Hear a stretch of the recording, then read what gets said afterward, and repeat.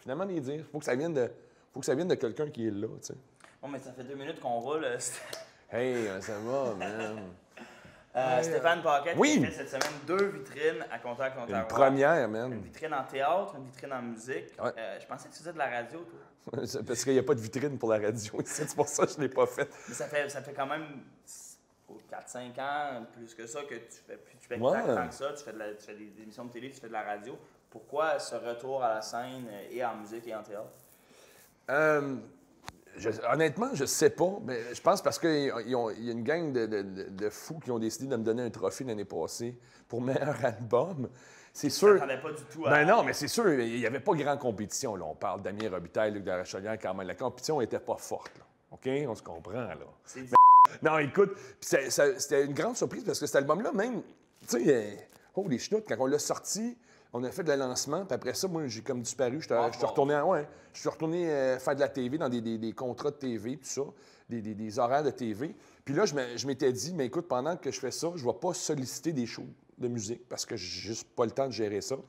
Mais il y en a une couple qui m'appelait pendant la Saint-Jean ou quelque chose. Hey, Paquette, tu fais encore des shows, tout ça? Mais là, quand ça a fait le meilleur album, Steph Paquette, je me souviens de voir à la TV, puis j'étais encore assis, mon chum est debout, ma femme qui est debout, qui est comme « Hey, lève-toi, c'est tout. » Je suis comme « Oh, crap! » Tu sais, quand on pensait pas de gagner. Moi, Normand Renaud, c'est lui qui a écrit les textes de l'album, moi. Fallait que je l'appelle, il dit « C'est une joke, cette affaire-là, là, tu me joues une joke, mais... » Moi, j'étais pas trop allumé sur le fait que le gars-là, ce soir-là, quelqu'un m'appelle et dit « T'as gagné le prix. » Ben, Stéphane Paquette a gagné le prix, mais c'est nos chansons, je les ai écrites avec Guylaine Cousignan. Je trouve mon numéro de téléphone pour Stéphane Paquette, là, puis son numéro de cellulaire, puis je dis « Steph, là, c'est-tu vrai, là? Il y a quelqu'un qui vient me dire que, le salut de l'aurait payé a gagné. Comment, là? Appelle-moi, il faut juste me dire si c'est vrai, là, parce que là, je ne crois pas, puis je veux savoir, tu sais. » Je l'appelle 2 fois, tu sais, puis j'ai même dit « Je t'aime », puis il mange de la merde pour qu'il me rappelle, tu sais. Ben, ça a marché, puis il m'a appelé, puis il a dit « C'est vrai, là, qu'on l'a gagné, là. » Non, ouais. Donc, c'est ça. Puis aussi, Anne-Marie White du Théâtre du Trillium qui m'a appelé. Puis elle m'offre un one-man show. Déjà là, il y a du monde qui font du théâtre pendant 10-15 ans qui n'ont jamais eu un one-man show. T'sais, moi, je fais pas de théâtre. Je suis pas un gars de théâtre. Puis elle m'offre ça. Puis en plus, elle dit, l'histoire drôle, c'est que c'est un one-man show de ta vie. Ben, tu me connais, man. Tout de suite, tu fais, ah, OK, là, je suis curieux, man. Ouais. Je veux savoir ce qui se passe dans ta tête. Et là, c'est ça, j'ai pris une chance. Puis c'est drôle, à 40 ans, je reste dans 40 ans, puis c'est comme, c'est pas, on dirait, tu te dis à 40 ans, ta carrière est finie, tu sais, je suis trop vieux. Ça. Puis là, c'est comme, oh les man, meilleur album, là, j'espère de partir en tournée avec ça. Puis là, le show, le one-man show de théâtre qui va commencer 2014-2015, ça va être cool dans la mort, ça. Là. Penses-tu que les gens ont vraiment envie de savoir c'est qui le vrai Steph? Le titre, c'est la vraie vie de Steph Paquette. Les gens, est-ce que les gens sont prêts? Je sais, la vraie question, c'est, je sais pas si c'est les gens qui sont... lui, il est prêt, ça c'est ça. Là, Je vais l'écrire en bas de l'écran. Ce qu'il il suffisait bien. Moi, j'avais l'impression que c'était Roger Whittaker qui passait. Écoute, je pense que la vraie question, c'est est-ce que je pense que les gens sont prêts de voir la vraie Steph Paquette ou est-ce que ma mère va avoir peur que les gens découvrent c'est qui le vrai Steph Paquette? Beaucoup de gens, parce qu'on n'en a pas parlé beaucoup de ce show-là, puis beaucoup de gens ont fait OK, t'as une minute, là. Tu veux dire le gars qui était gros, qui est plus gros à cette heure, mais il est encore un petit peu gros, mais pas aussi gros qu'il était. There will be running of that series and reruns of that series. Le comédien Steph Paquette est emballé par le projet. Il rêve de tenir un rôle dans Ramville. J'espère en tabarouette de faire partie de Ramville. D'ailleurs, je suis en plein processus de changer ma composition corporelle pour ça. J'essaie de mettre toutes mes chances de mon côté et de leur montrer également que je suis dévoué, engagé pour travailler encore avec eux autres. Puis si ça veut dire de lâcher de boire, lâcher de fumer, de perdre du poids comme je suis en train de faire, eh bien, c'est ça que ça va prendre. OK, t'as une minute, là. Tu veux dire le gars qui était gros, qui est plus gros à cette heure, mais il est encore un petit peu gros, mais pas aussi gros qu'il était, qui fait des jokes avec ses chansons, puis il a gagné meilleur album, va faire du théâtre. Puis tout le monde, je suis certain, se disait dans leur tête, ça va être du stand-up. Ben oui, je suis certain que je m'attendais à ça. Tout le monde s'attendait, je te gage, faire du stand-up. Et là, Anne-Marie White, qui est la directrice artistique du Trillium, qui a fait Paquette, est tellement... Tu comptes tellement bien te le quittes, je pourrais faire du stand-up. Elle dit, mais moi, je veux faire du théâtre avec toi, je veux faire autre chose. Puis ça me donne la chienne, ça fait chier un peu aussi parce que, tu me connais, on est des gars d'impro. C'est tout le temps, moi, même quand je fais des shows de musique, je suis jamais le même pacing, je vais au feel. Mais un show de théâtre, tu peux pas faire ça. Mais un show de théâtre, c'est là, tu as des spots de lumière, il faut que tu sois dans le spot de lumière. Puis j'ai eu bien de la difficulté au début parce que j'ai dit, man, c'est pas pour moi, ça. Sauf, tu sais, c'est correct. À un certain point, il faut que tu te dises, de la merde, je jouerai plus safe. T'sais. Je suis tanné de jouer safe. On va faire quelque chose d'autre. Puis oui, il y avait une peur hier, man. Sauf quand je suis sorti en bédaine, évidemment, tout le monde a fait, ben oui, c'est sûr que Pocket va sortir en bédaine. Parce que tu as quand même une réputation. Ouais. Tu es quand même un personnage très connu, mais en Ontario, Ouais. principalement. Tu veux dire, Oui, mais c'est pour ça qu'on jouait sur ça. C'est pour ça qu'on trouvait ça drôle. On dit, OK, man, on va faire ce gars-là. On va faire, hey, man, si tu veux vraiment que ton public continue à t'aimer, c'est à peu près le temps qu'ils savent c'est qui le vrai Steph Paquette. C'était ça, puis on faisait, c'est drôle, ça. Puis l'affaire, c'est un métissage entre la fiction et la réalité, mais tout est plausible. Donc, nous autres, on veut vraiment que vous voyez le show, faites comme, OK, je sais pas qu'est-ce qui est vrai, qu'est-ce qui est pas vrai, mais c'est tout possible, tu sais. tu parles vraiment vietnamien. Non, non, pas tout, mais on a recherché quand même le vietnamien, puis c'est impossible à apprendre en 24 heures pour une vitrine, tu sais. Côté musique, Oui. tu as parlé un peu du Salut de la Rapaille. Avant ça, tu avais fait L'Homme exponentiel, qui Ouais. est un peu devenu réalité parce que finalement, Oui, exactement. tu as fini par faire bien plus que Ah, juste c'est être drôle, chanteur. Là, tu as fait un deuxième album. Ça fait combien d'années? 8 ans entre les deux albums. Yeah. T'as pas eu envie d'en faire d'autres? T'as pas... J'haïs le studio, man. Je vais être bien honnête avec toi, j'haïs enregistrer. J'haïs ça. T'es un gars de show, t'es vraiment un Yeah, gars de show. yeah, j'haïs ça. Puis au moins, qu'est-ce que j'ai aimé de l'album de Salut de l'arrière-pays, puis, tu sais, je dis pas ça pour faire chier personne, parce qu'il a gagné meilleur album, mais on l'a fait en 4 jours. Cet album-là a été fait en 4 jours. C'était 2 jours de répétition, puis 2 jours d'enregistrement, puis c'était tout le monde en cercle, live off the floor, puis j'ai beaucoup mieux aimé cette expérience-là qu'un musicien à la fois, puis tout, il faut qu'il soit parfait. Puis je pense que c'est ça qui a fait de la magie de l'album, tu sais. Puis là, moi, j'ai dit, mais écoute, si ça va être de même, cool, moi, je vais enregistrer d'autres albums d'abord. Oui. Mais moi, je me suis fait tout le temps reprocher de ne pas avoir fait un album live.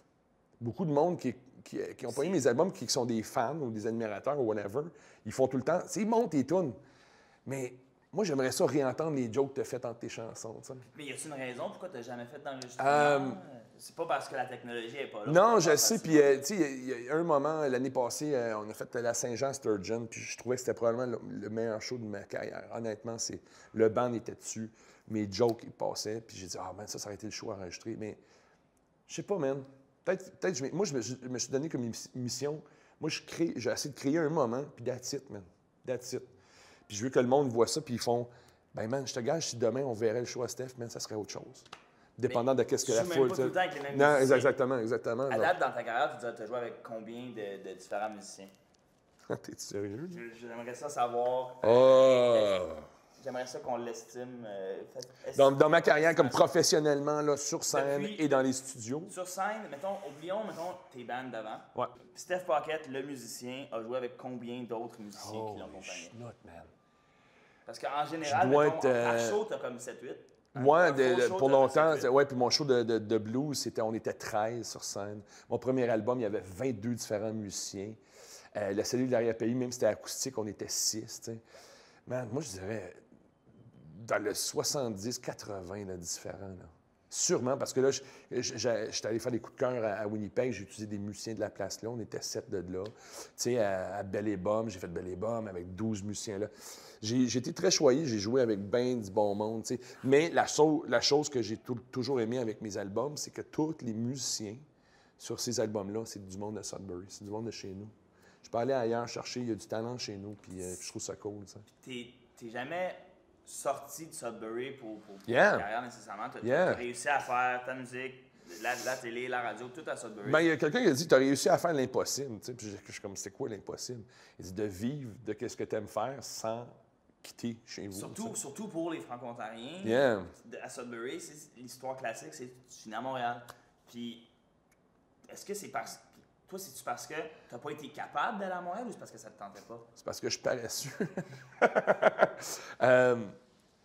Je sais pas, honnêtement, parce que... T'as fait des festivals. Non, je sais, tout le monde est allé là. Tu sais, tu regardes Trisha Foster est allé à Montréal. Même Yves Doyon, en bref, dans le temps, sont allés à sont Montréal. passés par Montréal. Tout le monde passait par là, puis moi, j'étais le seul qui restait ici. Puis j'étais comme, all right, mais peut-être que je vais rester ici. Puis l'autre affaire, c'est que quand tu as as des réalités de vie aussi à un certain point. Puis, tu sais, quand tu as une blonde qui avait 2 enfants dans le temps, puis avoir mes parents en ville, ça, c'était tu sais, comment je pourrais dire ça? Moi, ça m'a pris que mes parents gardent mes freaking kids, esti, parce que ça me coûtait pas, une garderie ne coûtait pas.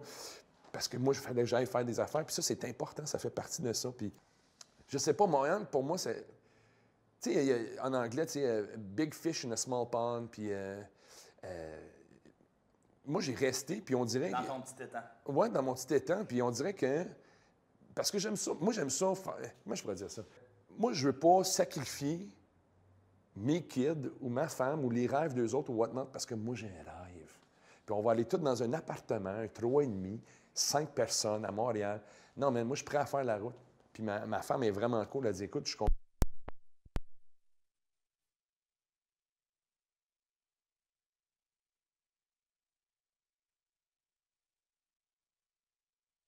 C'était quoi, c'est une batterie? On a ça.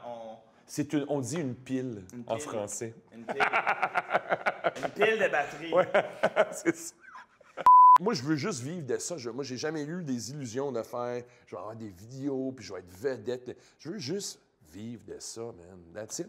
Puis de scrammer toute une famille dans un appartement à Montréal, c'était pas dans mes buts, tu sais.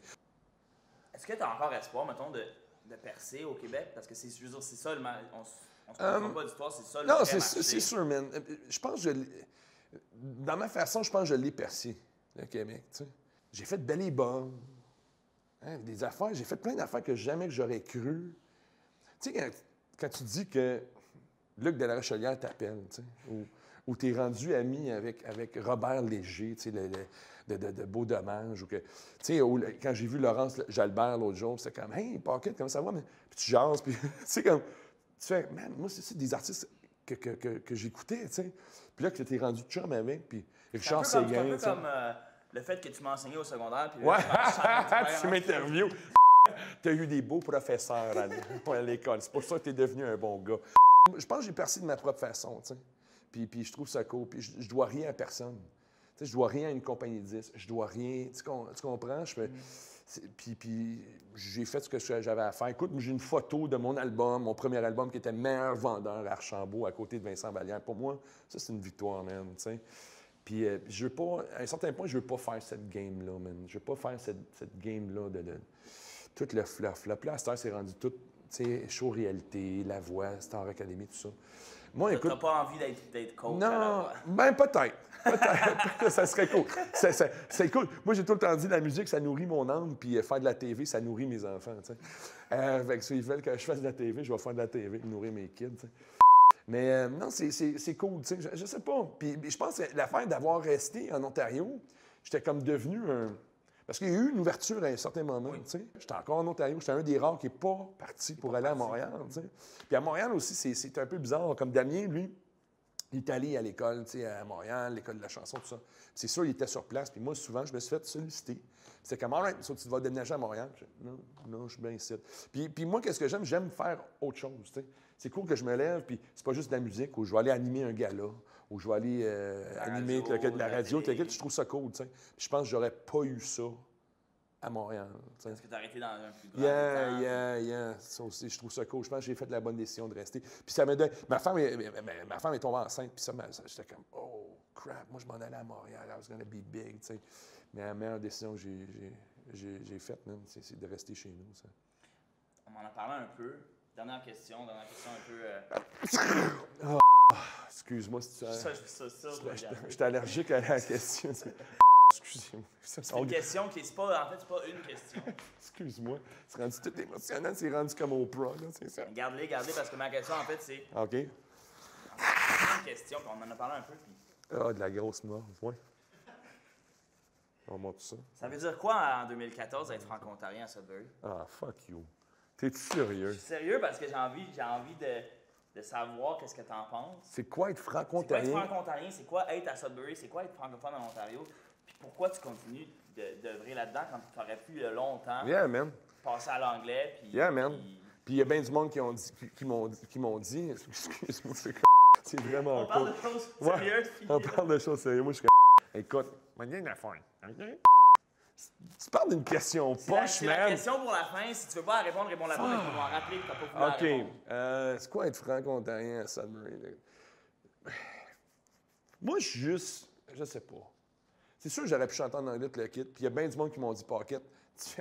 Tu penses que tu vas faire du théâtre, puis tu vas vivre, pas faire, mais vivre de la musique, puis du théâtre, puis de la TV, puis en français, puis tu vas rester à Sudbury, yeah, whatever. Puis il y a une fierté de dire, hey, comme check, je le fais. Là. En même temps, Mais.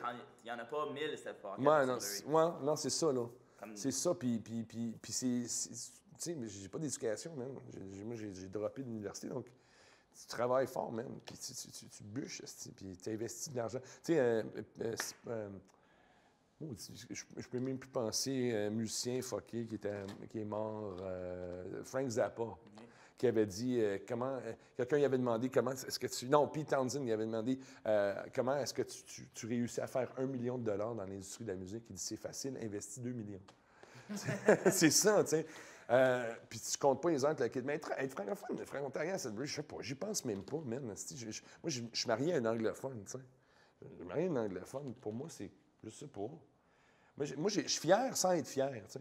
Non, sans porter mon drapeau dans le dos. Je pense que t'es pas obligé. Puis je pense qu'en Ontario, tu sais, il y a eu des Nous voici franco-ontariens, puis toutes des choses. Moi, j'ai juste fait comme. Moi, je chante en français parce que ma mère, elle me chicanerait si je chante pas en français, premièrement. Puis deuxièmement, moi, je suis un entertainer. Je suis pas un politicien, man. Je suis pas, tu sais, comme... Come on, man. Moi, je veux juste continuer à faire ce que j'aime, puis je sais pas. Je veux juste que... Puis je suis pas riche, puis je suis pas encore beau, mais je suis content. T'es moins gros qu'avant.